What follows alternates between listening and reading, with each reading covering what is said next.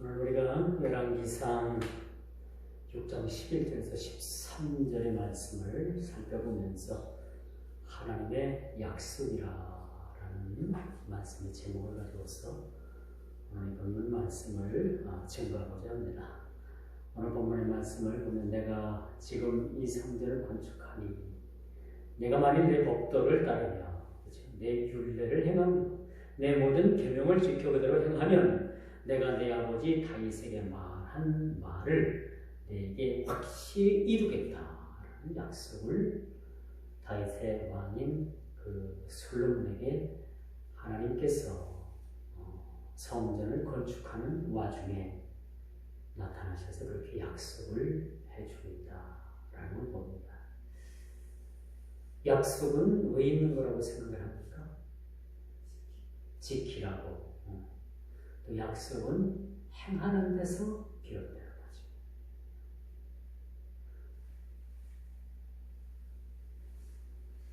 요즘 사회가 신용사회 아닙니까? 그렇죠? 그 신용카드도 저희가 국민학교 3학년인가 4학년 때인가 담임선생님이 그런 얘기를 하더라고요. 얘들아, 앞으로는 요만한 카드 한 장이면 다 가서 물건도 살 수 있고 얼마나 편리한지 모른다. 그런 세상이 올 거란다. 그렇게 얘기를 해요. 이 선생님이 이제 이름을 잊어먹었지만은 이 선생님이 없는 걸 가지고 얘기를 하는 게 아니라 이미 미국에서는 저희들이 국민학교 3학년, 4학년 때 이미 미국에서는 크레딧 카드를 쓴 거예요. 신용카드를 미국이라는 나라에서 쓰고 현금처럼 사용을 했다는 거예요. 이 선생님이 이제 미국의 그런 이야기를 듣고서 미국을 다녀왔는지 안 다녀왔는지 모르겠지만 우리가 아주 어릴 때 국민학교 4학년쯤인가 그럴 거예요. 그때쯤인데 그런 얘기를 해줬어요. 앞으로 얘들아 이런 시대가 올 거란다. 그렇죠? 근데 실질적으로 지금 여러분 그 지갑에 패스포드 안에 뭐예요? 카드 한 장 이상씩은 다 들어있는 그런 시대에 우리가 살아가고 있다는 거죠. 근데 이 카드가 참 그리고 쓸 때는 좋아요. 그런데 이 카드를 대금을 결제하는 날이 오면은 통장에 이 카드를 쓴 만큼 현금이 있지 않으면 어떻게 돼요? 난리 나죠. 큰일 나요. 어제 저도 통장에다가 돈을 넣어놨어야 되는데 돈을 다 못 넣어놔가지고 이자가 189원인가 하루 사이에 딱 그렇게 불어났어요. 그래서 깜짝 놀라가지고 오늘 그 돈을 여기저기서 막 만들어가지고 집어넣었어요. 이자가 그러면서 문자가 오기를 21일까지 이 돈을 못 갚게 되면 연체료가 붙을 뿐만 아니라 신용상에 문제가 있습니다. 라고 문자가 날아왔습니다. 그러니까 쓸 때는 좋은데 이게 편리한데 서로가 신용을 지키지 않으면 나중에 곤란한 일이 올 수 있다는 것을 막고 있는 거죠. 자, 제가 왜 이렇게 장거기 이런 설명을 여러분들에게 드리느냐. 오늘 12, 13절의 말씀을 한번 보십시오. 12절의 말씀. 만일 내가 내 법도를 따르며 내 율례를 행하며 이게 무슨 말씀? 약속된 율례와 법도를 따르게 되면 내가 내게 네 아버지 다윗으로부터 약속한 그 약속을 내게 확실하게 이루어주겠다라는 약속을 해주고 있어요. 한마디로 말해서 신용보증입니다. 신용보증. 예전에는 회사에 들어가려면요 다른 사람들로부터 신용보증을 썼어요. 그래서 그 신용보증 서준 사람은 그 취직하는 아이가 들어가서 직장을 잘 다니면 문제가 없는데 사고나 치거나 뭐 하면은 신용보증 쓴 사람이 다 달려들어가. 은행에서 돈을 빌리는가 하면요, 여러분 보증인들을 세우잖아요. 그 보증 본인이 못 갚으면 누가 갚아야 되는 거예요? 보증인들이 갚아야 돼요. 여러분 요즘도 보증 쓰나 모르겠어요? 은행에 돈 빌리는데 내가 큰 돈은 안 빌려가 봐가지고 요즘은 은행에 보증을 쓰는지 안 쓰는지 잘 모르겠습니다만 보증을 쓴다는 얘기가 뭐예요? 돈 쓴 사람, 돈 빌려간 사람이 안 갚으면 보증을 쓴 사람이 갚겠다라는 약속인 거예요. 그런데 뭐 보증 썼는데 돈을 갚았느니 안 갚았느니 뭐 왼수니 뭐니 막 욕을 하고 욕할 필요 없는 거예요. 보증을 쓴 보증인은 얘가 안 갚으면 내가 갚겠습니다라는 약조로 보증을 쓴 거예요. 그렇기 때문에 욕할 필요도 없는 거죠. 당연히 갚아야 되는 거죠. 당연히. 그렇지 않겠습니까? 이게 신용상의 문제라는 얘기죠. 12절로 한번 다시 한번 들어가 보십시오. 내가 만일 내 법도를 따르며 내 율례를 행하며 내 모든 계명을 지켜 그대로 행하면 내가 내 아버지 다윗에게 약속했던 말들을 내가 확실히 내게 이루어주겠다. 보증해주겠다는 얘기예요. 보증. 약속해주겠다는 얘기예요. 얼마나 감사합니다. 여러분 1980년대, 88년도 올림픽을 앞두고서 그 서울 올림픽을 앞두고서 당시 강남 지역에 아파트들이 엄청나게 들어섰어요. 제가 서울고등학교 다닐 때는 그 강남 그 버스터미널 하면은 버스터미널 하나가 덩그러니 있었고 그 주위는 다 허벌판이었어요. 농사 짓고 배추 짓고 마늘 뭐 심고 다 그런 지역이었었어요. 88년 올림픽 이전에. 근데 어느 날 딱 강남 터미널을 가봤더니 그 주위에 전부 다 빌딩이 들어서고 막 아파트들이 얼마나 많이 들어섰는지. 아파트들이 그 88 올림픽 할 때 그렇게 많이 들어서고 강남이 그때부터 본격적으로 개발이 됐습니다. 그런데 이제 그때 지었던 아파트들이 너무 노후하고 낡아서 지금 재건축도 한다고 하잖아요. 그쵸? 강남에 지금 호수란 그 뭐 5층짜리, 6층짜리 그 뭐 주택공사에서 지은 아파트 뭐 15평, 12평 그런 것만 하나 가지고 있어도 지금 몇십억짜리, 몇십억 재산. 대단하죠. 그때 그럴 줄 알았으면은 그냥 허름한데 그냥 하나 아파트라도 기술전에서 사놨으면 지금 어때요? 그거 팔아갖고 청주 이사만 내려가도 유지가 되는 게 유지가 되는.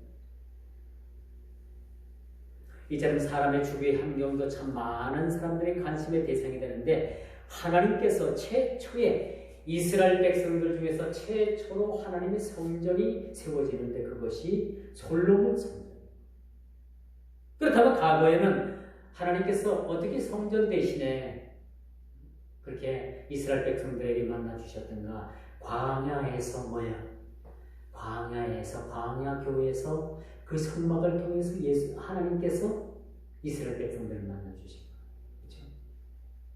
그리고 정확히 애굽에서 400년 종살이하고 가나안 땅으로 그들이 하나님께서 되돌아왔을 때 가나안 땅에서 480년이 지난 후에 정확하게 하나님께서 성전을 허락하십니다. 대단하죠.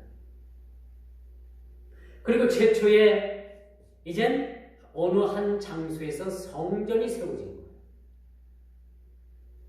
그렇게 성전을 지금 막 공사를 하고 있는 와중에 하나님께서 솔로몬에게 나타나신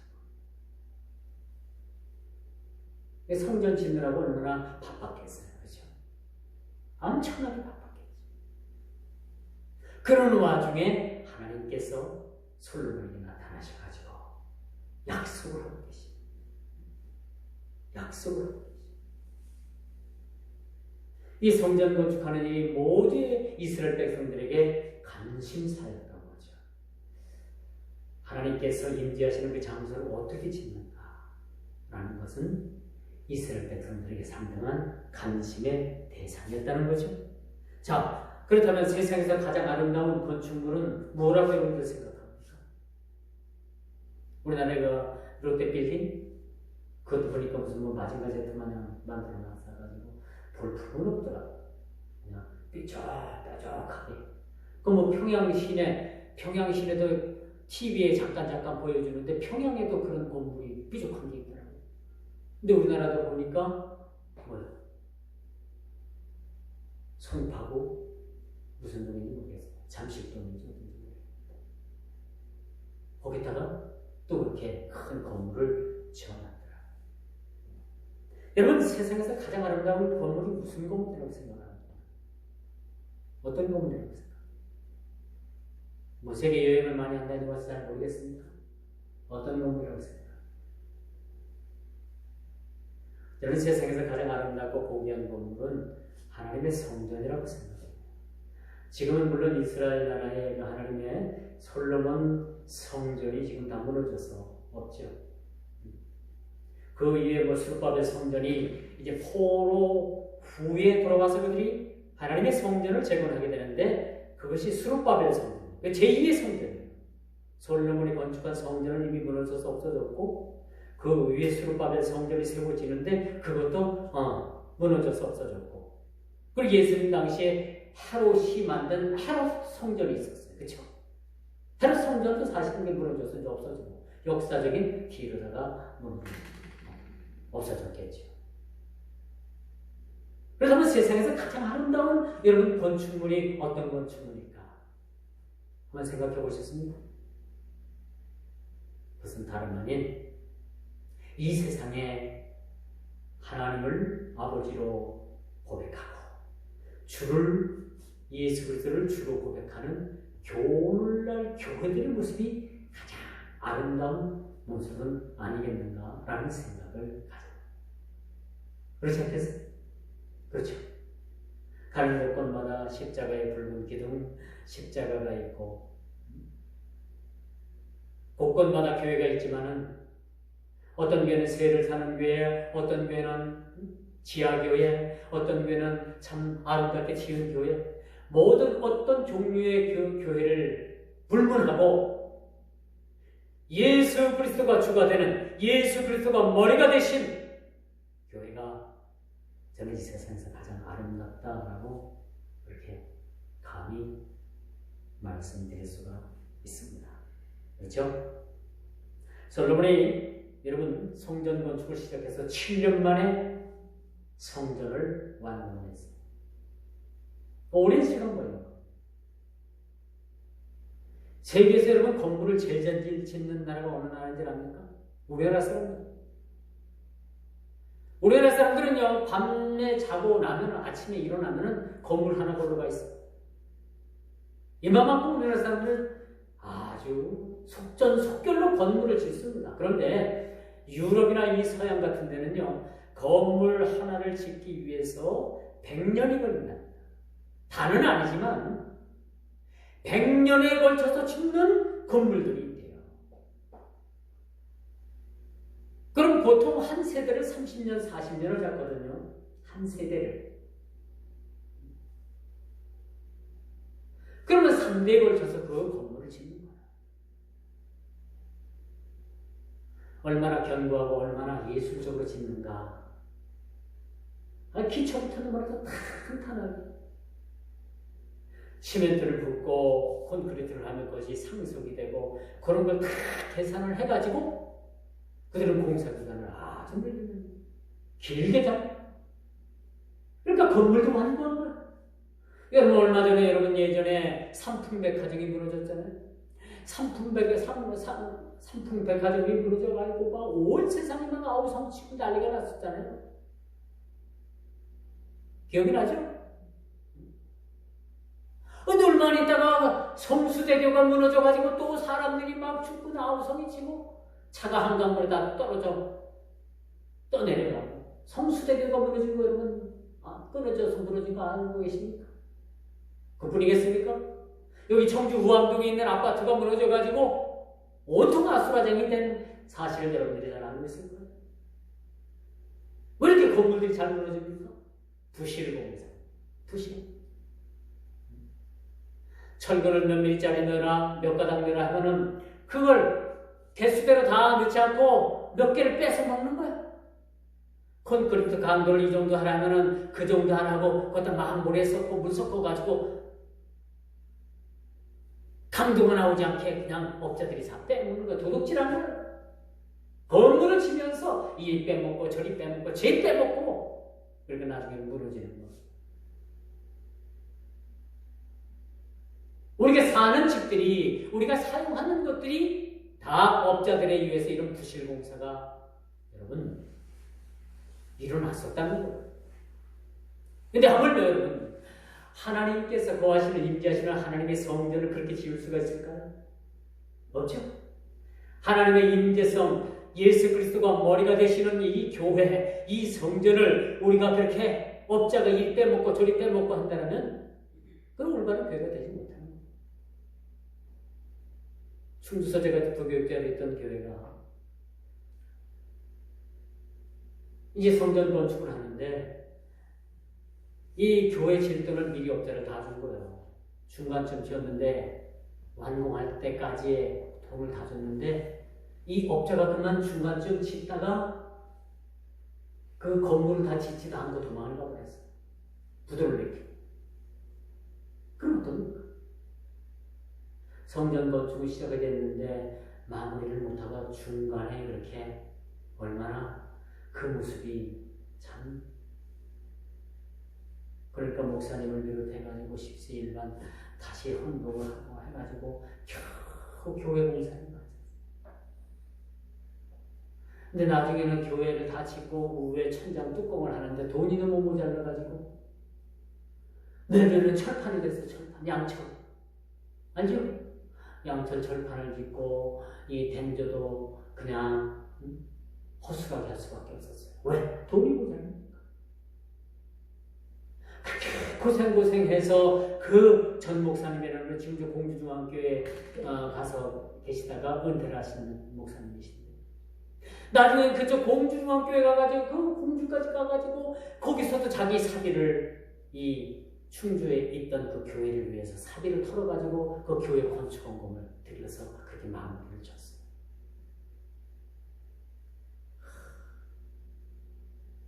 여러분 지금 말을 그냥 말을 그렇게 하니까 그렇지 그 교회 성도들이 얼마나 큰 고통을 겪었겠습니까?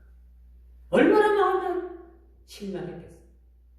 목사님 마음은 어떻겠어요? 다 짓지도 못하고 겨우 지붕해서 덮어놓고 교회 형태 갖춰놓고 이제 더 큰 교회로 가시게 된 거예요.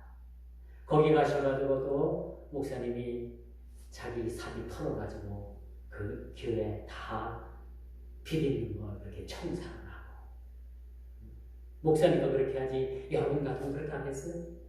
싫다고 떠난 교회 여러분 건축비 건축하다가 빚졌다고 해가지고 여러분 다른 교회 가서 빚진 교회에다가 여러분 돈 건축 비용 보내겠습니까? 목사니까 하는 거예요. 그런데 더 웃긴 건 후임자로 들어온 목사님이 건물 더럽게 졌다고 피가 샌다. 이 지붕이 이게 뭐냐? 더럽게 졌다고. 후임 목사님은 그런 소리를 하는 거예요. 상황도 모르고 상황을 알았으면 그렇게 얘기했겠습니까? 못하죠? 못합니다. 어떻게 해서 그렇게 뚜껑을 씌워놓고 어떻게 해서 지붕을 씌워놓은 건데 그 사상은 사정을 한다면 그렇게 얘기 못합니다. 그러니까 뭐 부실공사니 교회를 잘못 지었다느니 별별 소리를 다 하더라고요. 에라이 철딱성이 없는 사람 왜 말을 그렇게 할까? 좀 그렇게 생각을 했었습니다. 지금도 그 말을 제가 변함이 없어요.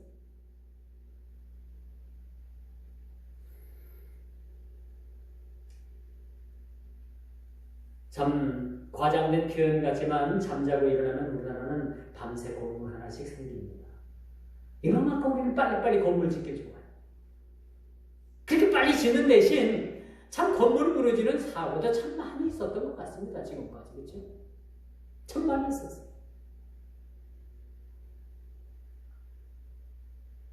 결코 이스라엘 백성들에게 있어서는 이 성전을 건축함에 있어서 절대로 부실공사는 꿈도 못 꿨을 거예요.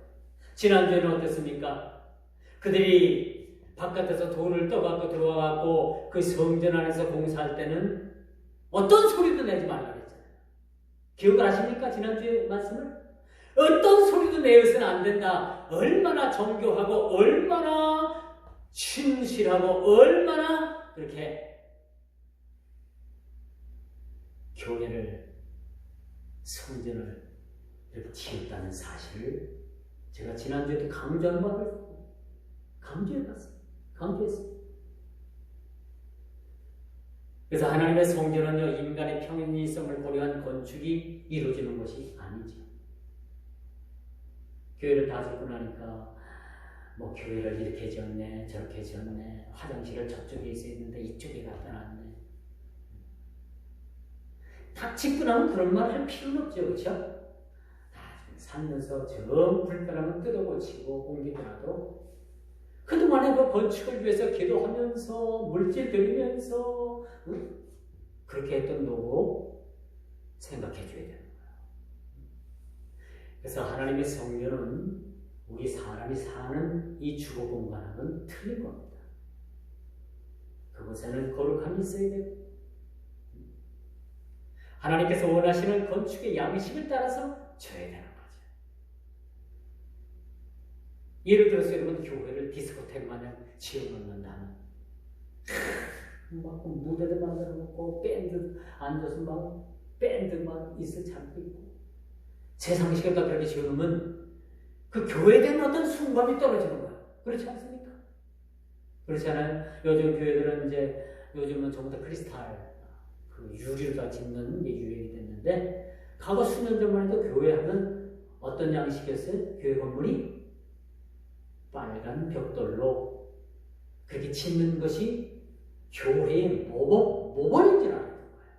근데 요즘은 그렇게 안 짓잖아요. 어디 사무실 마냥 짓잖아요. 그죠? 사무실 마냥 짓고 온통 겉을 유리로다가 장식을 하고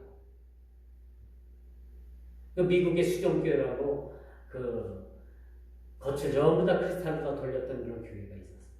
그런 양식을 따라했는지 모르겠지만 오늘날 우리 한국 교회도 빨간 벽돌로 교회 짓는다는 교회는 별로 없는 것 같아요. 조그맣게 짓든 크게 짓든 간에 전부 다 유리로 해돌려가지고 그렇게 교회를 짓는 모습들을 우리가 보게 됩니다. 물론 이것이 틀렸다는 얘기는 아닙니다. 그런데 교회는 교회다운 모습이 사실은 있어야 돼요. 여러분 사는 집을 사무실 마냥 지으면 어떻게 해요? 불편하죠? 사는 집은 주거 환경에 맞게 사실은 지어야 되는 거예요. 그래서 여러분 제가 지난주에도 말씀을 드렸습니다만 교회를 지어보면 사람들의 마음을 알게 된다. 교회를 지어보면 사람들의 마음을 다 파악하게끔 되어 있어요. 어떤 사람은 소리 소문도 없이 슬마이 교회를 옮기는 사람이 있다면 어떤 사람은 교회를 짓는데 끝까지 방해를 하는 사람들도 있고 끝까지 도면이 나와서 교회가 거의 완공될 때까지 왜 이렇게 교회를 크게 짓느냐, 왜 이렇게 빚을 져서 교회를 짓느냐, 끝까지 원망 불평하다 교회 다 짓고 입당식을 하겠습니다. 날짜 딱 받으면 소리 소문도 없이 싹 사라지는 사람이 있어요. 또 어떤 사람들은 교회 짓기까지 그렇게 힘들고 어려워도 그렇게 기도하면서 교회 짓는데 그렇게 온 힘을 다하는 사람들도 있습니다. 그래서 교회를 지어보면요, 사람들이 막 저희도 비록 시골 교회지만 교회 짓는다고 하니까 젊은 사람들이 나가고 젊은 층이 시인회로 나가고 흐트러지더라. 그래서 그렇구나. 교회를 좀 사람의 마음을 알 수 있겠구나. 그런 생각. 여러분, 하나님의 성전을 짓기 위해서는 뭐가 필요해요? 목재가 필요하죠. 지금은 뭐 여러 가지 그 건축 재료가 있었습니다만 예전만 해도 교회를 짓는 데는 목재가 사실 필요한 거예요. 나무가 필요하잖아요. 이 나무를 여러분들이 얻기 위해서 어디를 가야 돼? 어디로 가요? 바닷가? 산으로 가야지. 산에 가면 뭐가 있어요? 나무도 있고 또 맹수가 있잖아요. 맹수. 산에 가면 뭐가 있어요? 호랑이가 있죠? 맹수가 있어요. 또 산에 올라가다 보면 뭐가 있어요? 가시나무가 나무를 위해서는 맹수도 만나고요. 가시나무에 찔리기도 해요. 이걸 무릅쓰고 산 위로 올라가야지만이 목재를 구할 수가 있다. 이만큼 성전 건축이 영적으로 볼 때나 육적으로 볼 때나 굉장히 어려운 것이 사실입니다. 목재를 구하기 위해서 산을 올라간다. 산에는 맹수가 살고요. 가시, 덤불, 가시나무. 맹수 만날 각오하고 가시나무에 찔릴 각오하고 올라가야지 목재를 구해볼 수가 있습니다. 이것이 성전 건축의 의미라고 말씀드릴 수가 있는 거죠. 이제 이스라엘 백성들은 성막의 시대를 끝내고 바야흐로 성전 시대를 맞이하게 됩니다. 이 성막은 여러분 하나님께서 낮에는 구름 기둥으로 밤에는 불 기둥으로 쫙 해서 성막에 임재를 하시는데 그렇게 임재하셨다가도 어느 날 갑자기 그 구름이 하늘에다 쫙 떠오르면 이스라엘 백성들은 성막에 쳐져 있는 이 막을 모든 재료를 캐캐캐캐 이렇게 접어가지고 우레인들이 등짐을 지어가지고 하나님께서 원하시는 곳으로 따라가는 거예요. 오늘날 성전이 이 한 곳에 머무르는 것이 아니라 성막의 시대에는 구름기둥이 불기둥이 인도하는 대로 성막이 날아가는 거예요. 무슨 말씀인지 알겠어요? 예전 목사님한테 성막론이라는 걸 안 배웠어요? 큰 여기 그림 차트 갖다 놓고 이게 성막입니까? 이게 성막입니다. 이게 물두멍입니다. 이게 지성소입니다. 이게 떡상입니다. 이게 일곱척대입니다. 그래 배웠죠? 배웠어도 다 까먹겠지. 여기까지 그걸 기억을 하고 있겠습니까? 까먹는 게 정상인 거예요.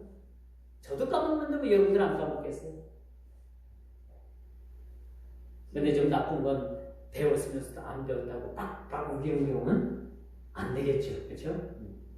배웠는지 안 배웠는지 모르겠습니다.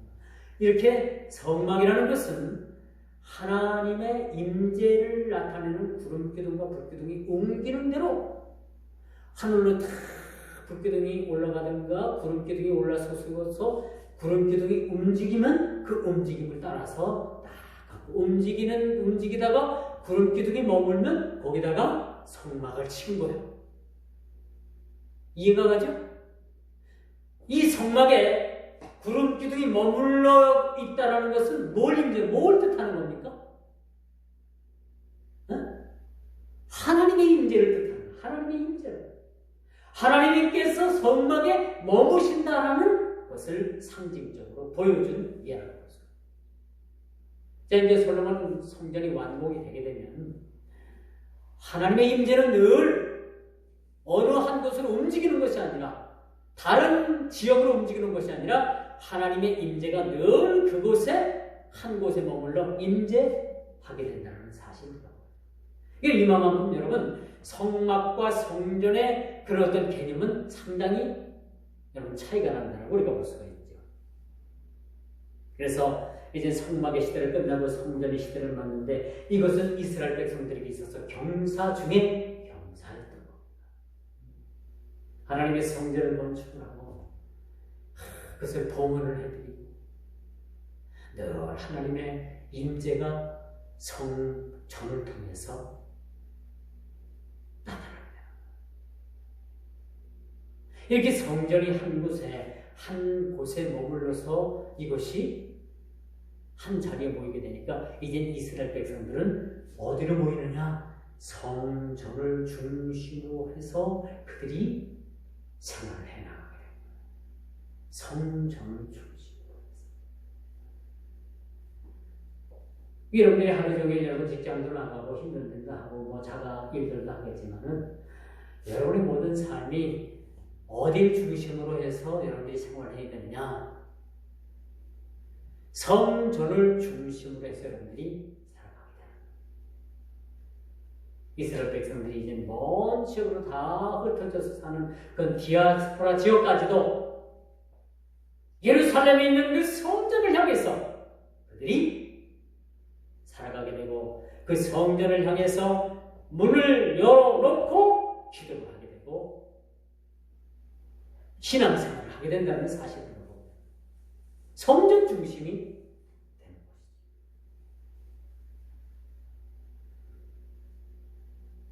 이렇게 하나님의 임재 흩어져 있던 이스라엘 백성들이 하나가 되는 구심점이 되었다.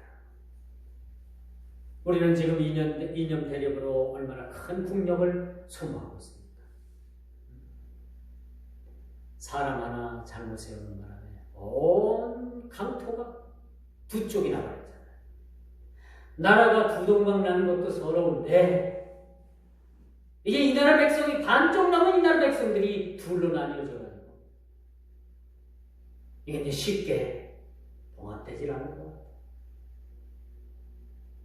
엊그제 KBS에서 발표한 정당별 지지도를 보니까 자유한국당이 민주당을 넘어섰어요. 민주당이 27%, 자유한국당이 31%를 지지를 합니다. 옛날에 그분 때문에 다 도망갔던 지지 세력들이 이제는 이번 기회를 통해 가지고 다시 자유한국당으로 몰려든대요. 4% 이상을 앞섰더라고요. 그래서 여러분, 민심이라는 게 참 묘한 것 같아요. 민심이라는 게 물 흐르듯이 그렇게 흐르는 것 같아도 어느 날 갑자기 역류하는 그러한 모습들도 우리가 보게 됩니다. 참 요즘 정치가 참 말도 많고 탈이 많다라는 생각을 가지고 있습니다. 이렇게 고통하는 시대에 우리는 살아가고 있습니다. 성전 건축이 시작되면서 이스라엘 백성들의 마음은 어땠을까? 한 마음 하나가 됐겠죠. 그들은 늘 하나님의 임재를 보고 살았기 때문에 예루살렘을 중심으로 해가지고 성 안에 있는 사람들도 봤을 것이고 성 밖에 있는 사람들도 그 성전에 임하시는 하나님의 임재 하면은 그런 불기둥이 막 그냥 치솟고 낮에는 구름 기둥이 성전에 임재해가지고 그 온 이스라엘 진영을 부풀으며 이스라엘 진영들을 시원하게 그늘이 되었다. 이 하나님의 임재성을 우리가 가만히 보게 되면요, 단순히 그 성막이나 성전에 하나님께서 임재하셨다라는 의미보다도 그런 의미도 그 의미가 크지만은 그 구름 기둥이 그 이스라엘 진영을 그렇게 덮어가지고 그 뜨거운 태양이 장렬하는 태양을 막아줬다는 거 아닙니까? 밤이면 어떻게 해요? 밤이면 기온이 뚝 떨어지니까 하나님께서 그 불기둥을 세우셔가지고 그 불기둥을 중심으로 그 불기둥을 사이드로 해가지고 이스라엘 진영이 살았는데 그 이스라엘 진영을 따뜻하게 만들어요. 여러분 무슨 얘기 하나 할까요? 겨울에 여러분 장작불을 펴놓으면 사람들이 막 이렇게 찌이잖아요. 겨울에는 당연히 와 찌이는데 여름에도 불을 펴놓으면 사람들이 모여가지고 그래서 찌이고 있었어요. 여름에도. 이게 뭐예요? 사람들의 습관이에요, 습관. 그래서 습관이 참 무서운 거야. 여름에도 와서 불을 찌이고 이러겠더라고. 거짓말 같지 아니에요. 여름에도 불을 펴놓으면 사람들이 와서 불을 찌르고 이렇게 와서 이렇게 불 가운데 불을 중심으로 이렇게 모인다니까. 이게 다 어디서 온 건가? 그 이스라엘 백성들이 밤에는 불기둥으로 이스라엘 백성들을 보호해 주셨던 그 근거로, 그런 근거가 아직도 우리 생활 습관에 남아 있다는 거죠. 이거 좀 믿거나 말거나 제 생각이니까 여러분들이 알아서 해석하고, 여러분들이 그렇게 해석해도 성경적으로 그렇게 크게 문제가 되지 않겠다라는 생각을 가져요. 이제 이스라엘 백성들은 예루살렘에 하나님의 성전이 있음으로 인해가지고 그 성전을 중심으로 이제는 그들이 하나님의 거룩함을 경험하게 된 것입니다. 그 성전 때문에 그들이 복을 받게 돼요. 원래 이 지역에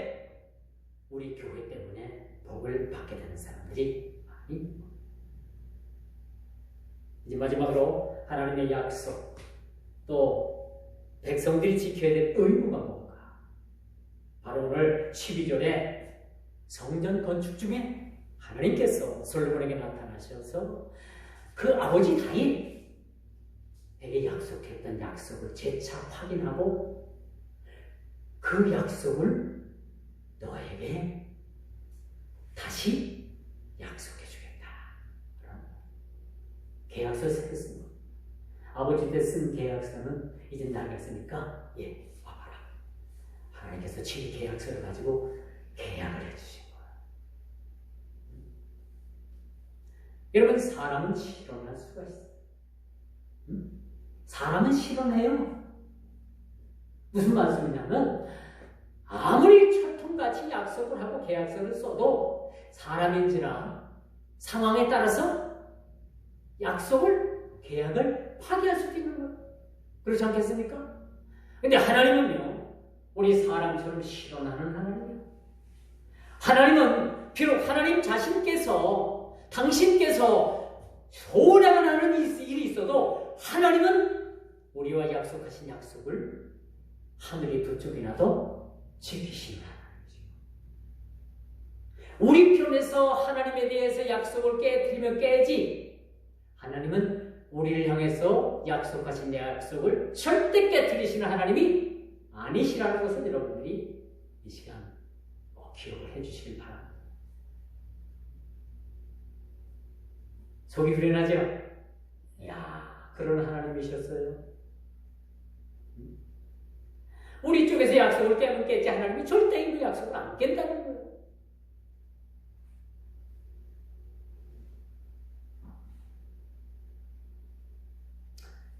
여러분들이 예배 시작되기 전에 찬송가 200장이고요.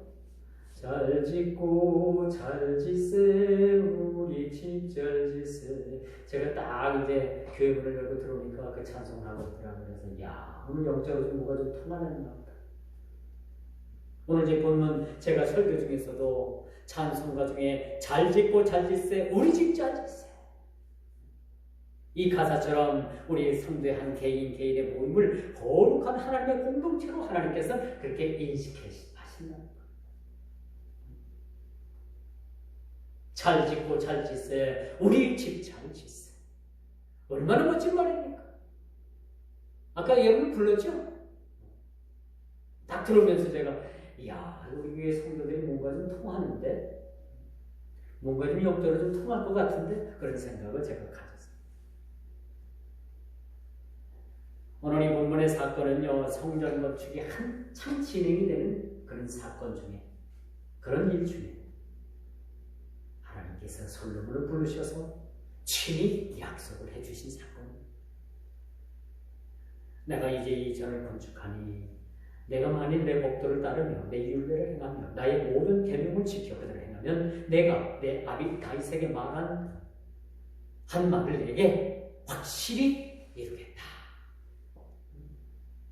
그렇게 보증해 줘요. 이 말씀의 결론을 냈습니다. 하나님의 약속은 신실하십니다. 우리는 부부지간이라도 형제지간이라도 뭐 부모자식간이라도 이 약속을 천통같이 지킬 수가 없어요. 사람이기 때문에. 그렇죠? 사람은 실현하고 약속을 못 지킬 수가 있어요. 그러나 하나님은요, 신실하신 분이기 때문에 모든 약속을 다 이루어내십니다. 우리보다는 하늘의 집을 짓는 사람들, 요한복음 14장 2절에서 3절에 보니까 내 아버지 집에 거할 것이 많도다. 그렇지 않으면 너희에게 일렀으리라. 내가 너희를 위하여 처소를 예비하러 가노니 가서 너희를 위하여 처소를 예비하면 내가 다시 와서 너희를 내게로 영접하여 나 있는 곳에 너희도 있게 하리라. 라고 예수님께서 그렇게 약속하셨습니다. 누구의 집을 짓겠다고요? 우리가 거할 처소를 예수님께서 마련하시겠다고 합니다.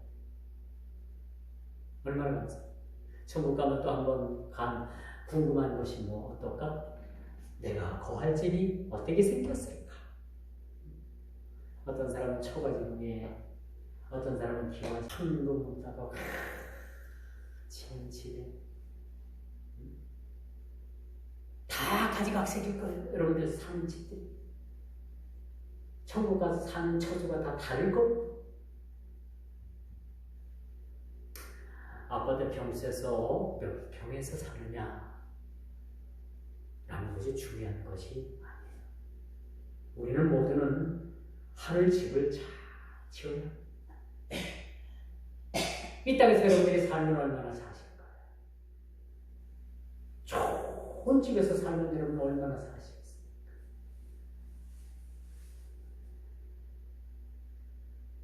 이 땅에서 집을 여러분들이 좋은 집에서 살기보다 넓은 아파트 평수에서 살기보다 하늘 집을 잘 지은다. 하늘 집. 오늘 본문이 우리에게 또 다른 의미에서 우리에게 주는 교훈입니다. 오늘 본문을 통해서 저와 여러분에게 주는 또 하나의 교훈. 잘 짓고 잘 짓으세요. 우리 집 잘 짓으세요. 만세만속 위에다 우리 집 잘 짓으세요. 이거 가지고 기도하겠습니다.